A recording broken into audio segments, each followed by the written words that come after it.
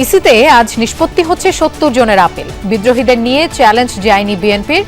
বহিষ্কৃতরাও প্রমাণ করতে চান নিজেদের জনপ্রিয়তা।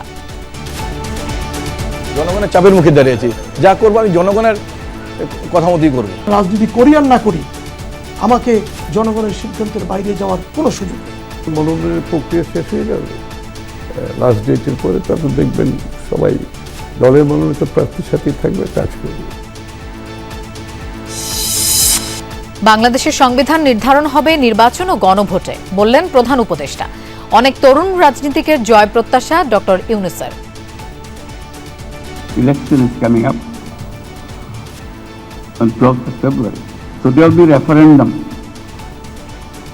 to adopt what the future constitution of Bangladesh will be like. Cricket নিয়ে টানাপোড়েনে লাভবান হবে না বাংলাদেশ, ভারতের কেউ, ধারণা বিশ্লেষকের। কূটনীতির চেয়ে রাজনৈতিক উদ্যোগে জোর দেওয়ার পরামর্শ। মাদারীপুরে গাড়ি চাপায় ৩ জন নিহত, মহাসড়ক অবরোধ করে স্থানীয়দের বিক্ষোভ, ব্যাপক ভোগান্তি।